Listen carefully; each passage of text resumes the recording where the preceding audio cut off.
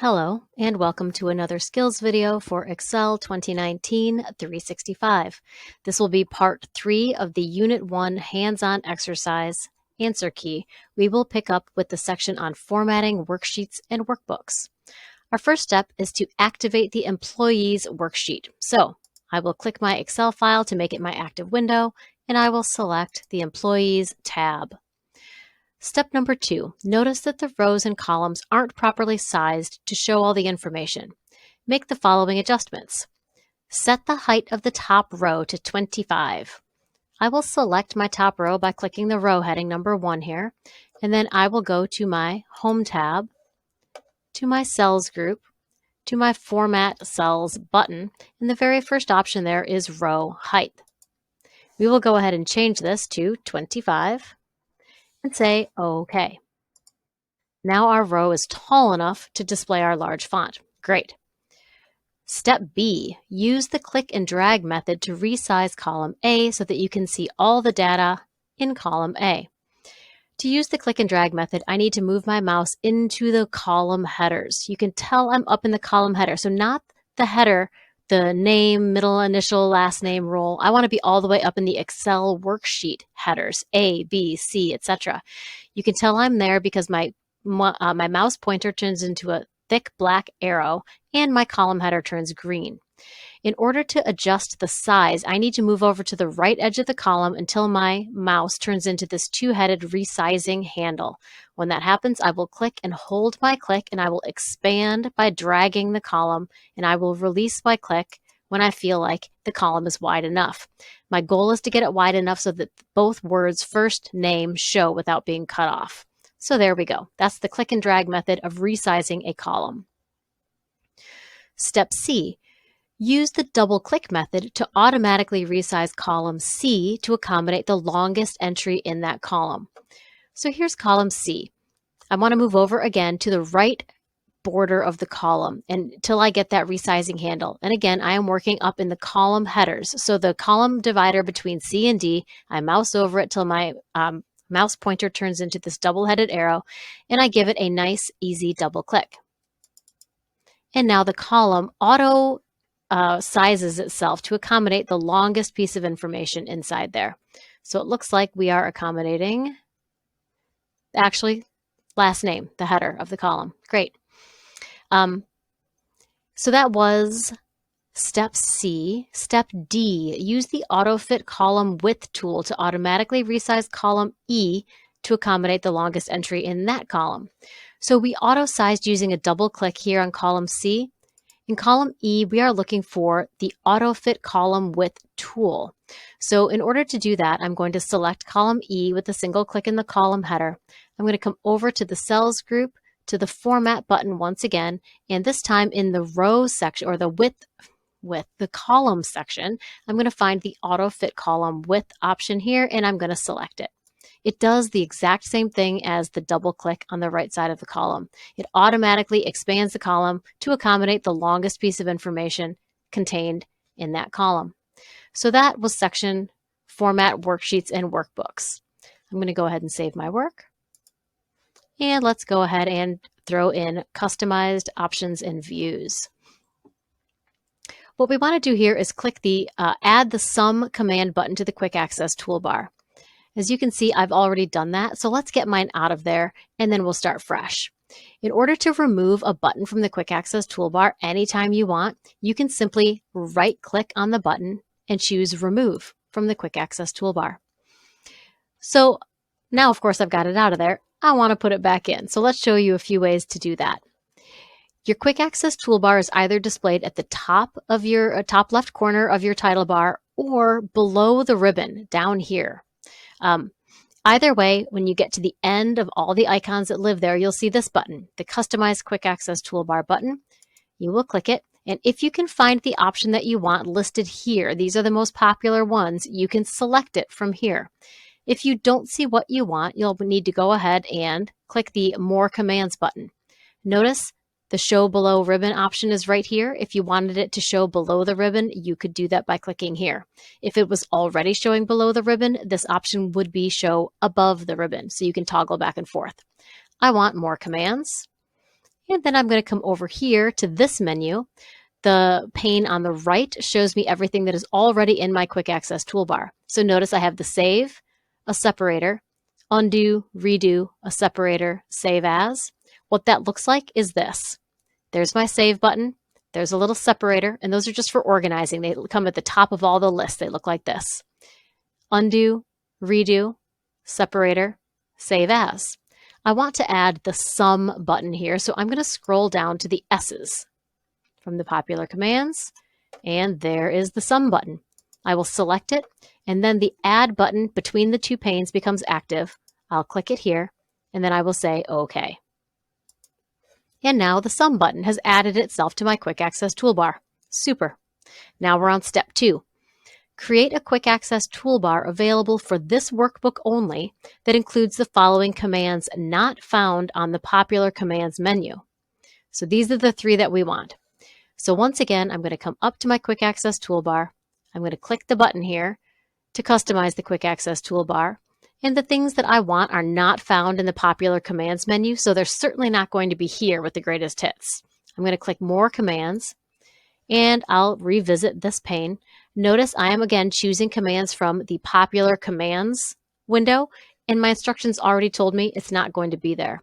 So what I'm going to do here is I'm going to resize this window, make it a little smaller so that I can see what I'm after here. I want the calculator button that is not available on any ribbons. So I'm going to click the drop down here next to popular commands, and sure enough, the second option down is commands that are not in the ribbon. So let's choose that, and let's scroll down to the C's and see if we can find the calculator. There it is. Now, before we start adding things here, the other piece that we needed to remember was we want to create a quick access toolbar available for this workbook only. Before I add anything to this quick access toolbar over here, notice the default right now is that I'm going to show whatever I add to all of my Excel documents, but I want to create a quick access toolbar that only shows up for this one. So I'm going to grab the drop-down menu here and choose this workbook. So now I'm starting with a clean slate, and I can add my calculator from commands not in the ribbon. Add. So there's the calculator. B is insert picture icon, and that one is located on the Insert tab. So again, I will choose commands from. I'll grab my drop down here. I'll go to the Insert tab, and I will look for Insert a picture. Insert, insert, insert. There we go. Insert picture. Add. And insert a combo chart, also on the Insert tab. Insert combo chart. Now, as you can see, I skipped over the combo chart and added the picture first. If you get things in the wrong order, it is okay to just select the one you want and use the up and down arrows to move the order around. The order is not important, but if that's important to you, you can use the arrows here. So we will double check our work. We have calculator, insert combo chart, insert picture. Those will only show up on the Unit 1 workbook that I have named for myself. I'll say OK. So now we have our original toolbar along with these 3 items that we put on just for this workbook. So I clicked OK, and I observed how Excel appended the new Quick Access toolbar to the existing Quick Access toolbar. What it wants us to do next is add a separator between the original and the new one that shows up only on this workbook. So once again, I will come up to the Quick Access toolbar, grab the drop-down, I will go to the More Commands button, and I will choose the custom Quick Access toolbar just for this workbook, and I'm going to add the separator. I'll click Separator, I'll add it, and then I'll use those up arrows to pop it at the top of my list. So now when I say OK, the original Quick Access toolbar will still be here, but then right here, right where the new one starts, where the special one for this workbook starts, I'll have a little separator. So I'll go ahead and say OK. And now I have another little separator setting off my custom Quick Access toolbar just for this workbook from the one I get with all of my workbooks. Number 4, display the Quick Access toolbar below the ribbon. Leave it or change it back as you prefer. So we talked about this earlier. You can get at that here. Show below the ribbon. And now it lives down here. If you like it here, you can leave it here. If you want to put it back up at the top, you can grab this little quick access button again and show it above the ribbon. Or I believe you can find an empty spot of the ribbon here and right click, and then you have the option to show the quick access toolbar above the ribbon. And if it is already above, you get the option to show it below. All right, so that is step number 4. Step number 5, we're going to activate the client list tab, and we're going to freeze the top row of data. So I activate the client list tab. Something that's really important to know about how freeze data works is I'm going to go ahead and scroll all the way up to the top of my screen here. If I happen to be at the top of my screen when I choose freeze top row, it will freeze row number 1. However, if I am scrolled down a few rows and say the top row that I can see is row 10, when I go to my View tab and my Window group and my Freeze Panes button, I have 3 options here. Freeze Panes, which allows me to do some kind of custom freeze. Freeze the top row, and it says right here what it does. It keeps the top row visible while scrolling through the rest of the worksheet. Or freeze the first column, which is the same function but with columns. It's really easy to think that freeze the top row always means freeze row number 1, but it does not. If row 10 is the top row that I can see and I choose freeze top row, when I begin scrolling, row 10 is the one that's going to stay put, just like this. And I can't get any higher up until I unfreeze my panes. So notice that it says activate the client list and freeze the top row of data. It doesn't say anything about row number 1, so you need to know how this works. Whatever is the top row that I can see, that's the row that I'm going to freeze. Step number 6, now freeze the worksheet's first column. So once again, on the View tab, in the Windows group, under the Freeze Panes button, freeze first column. Notice I'm not unfreezing anything. I am just going to freeze the first column now. And now if I scroll left to right, column A stays put.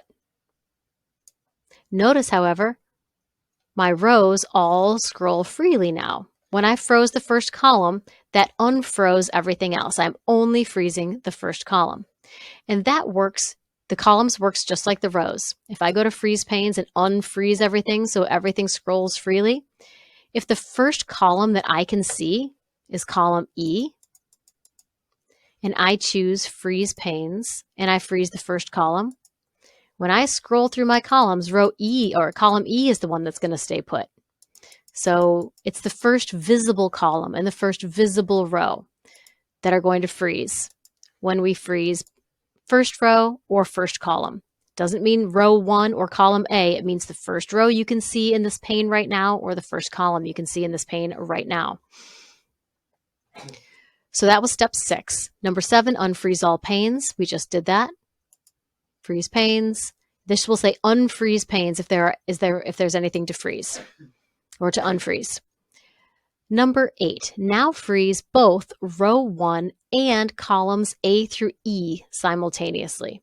So what that means is that we want row 1 to freeze so that I can scroll and row 1 with all of these headers stays put. But I also want columns A through E to stay put, so I always have the name information, the full name information visible, no matter how I scroll horizontally. In order to do that, what you want to click, or what you need to know about how Freeze Panes works, is that when you select a row to freeze, you say, row 1 should freeze. The row I'm going to select is the first row that I want to scroll freely. So if I select row 7, and I choose Freeze Panes or freeze panes, rows 1 through 6 will stay put and row 7 will scroll. So whatever row you have selected, the row above it, everything above it stays frozen. Same for columns. So I'm going to unfreeze this, and suppose I wanted column, I want to keep my first name, so column D is the first one that I want to scroll left to right. I would select column D, and I would freeze panes, and then A through C will stay put. So when you select, whatever you select is the first one to scroll. If I want to scroll up to freeze both rows and columns simultaneously, I need to select the upper left corner of the part of the worksheet that is going to scroll. So in this case, we've been asked to freeze row 1. So I want row 1 to stay put, so I'm going to select row 2 because that's the first one to scroll up and down. And I want rows A through E to stay visible. So F is my first column that I want to scroll. So I'm going to hold on my control key and I'm going to click column F. And the intersection of these two selections, F2, that is the cell that I want to select. And then when I choose freeze panes and I freeze those panes, now when I scroll up and down, row 1 stays put. If I scroll left to right, columns A through E stay put. I have frozen both a row and some columns simultaneously by selecting the upper left corner of the selection that I want to scroll. So now I will select Unfreeze Panes to allow the sheet to scroll freely once again. View tab, Window, Unfreeze Panes. So everything is scrolling freely again. Number 10, apply a split view to this worksheet. So I'm just going to click anywhere in my worksheet. I'll choose randomly cell I7 here. And still in the View tab, in the Window group, here is the Split button. You can see that the split has occurred right here, above and to the left of cell I7. So now I can scroll the bottom window. I can scroll the top window. I can scroll the right pane, and I can scroll the left pane. So I can scroll with the split. The split is right here. I want to adjust the horizontal split to show rows 1 through 8 in the top pane. Right now I've got rows 1 through 6 showing in the top pane. In order to adjust the split, I just need to mouse over the split until I get this resizing handle, click and hold, and I'll drag down 2 rows. And now I have rows 1 through 8 in the top pane. So my top pane is 8 rows big. I'm going to adjust the vertical split to show only columns A and B. So again, here's my vertical split. I mouse over it, get that resizing handle. Notice I am not working up here in the column headers. I don't want to adjust column widths. I want to work down here in the workbook where my window split is. So I'm going to click and hold, and I'm going to drag this all the way over to column A and B. And now it's harder to see, but I still have these little tiny left and right arrows so that I can scroll in this really skinny little pane over here. Or I've got this much larger pane over here that I can scroll through, left to right. And then I still have 2 windows, top and bottom.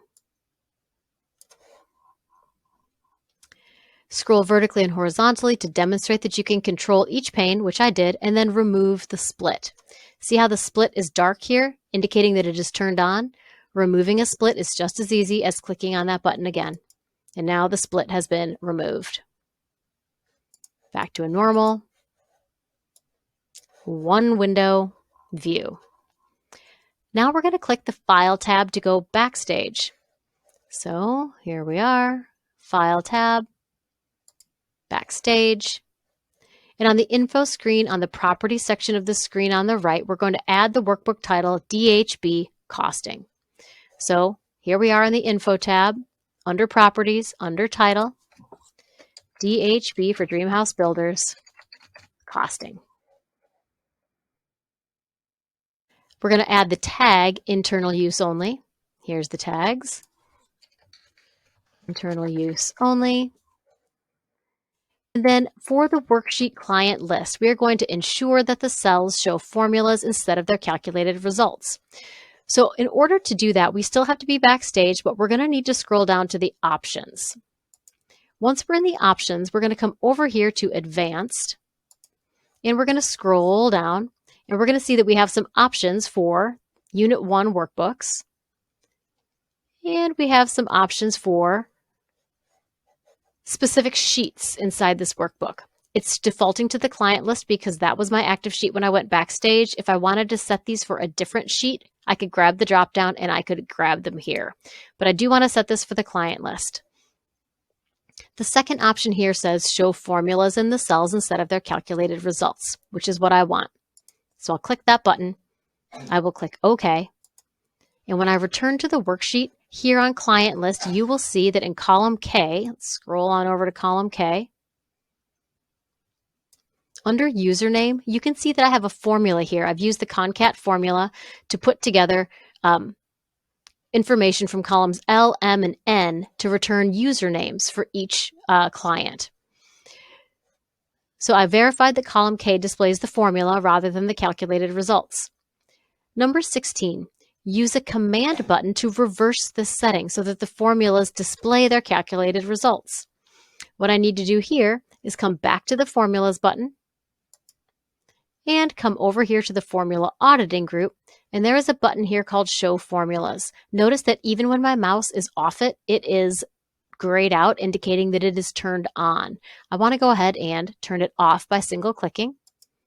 And you will see now that column K, if I select any one of these cells and look at the formula bar, you can see the formula is still in there, but it is showing me the results of the formula rather than the formula itself. The last step for this stage is to go backstage and verify that this setting for this with this worksheet has been turned off. So once again, we'll head to the File tab. We'll go down to Options. We'll set over here to Advanced. And when we scroll down all the way to Display Options for this worksheet client list, you will see that formulas, this show formulas in their cells instead of their calculated results has been turned off. So that's a two-way street. Just cancel out of here. I can turn that on and off here, or I can turn it on or off backstage. So I'll go ahead and save my work. And then the very last thing we're going to tackle is configure content for collaboration. We're going to do that in the final video coming next. Hope this has been helpful, and we will see you in the next answer key video.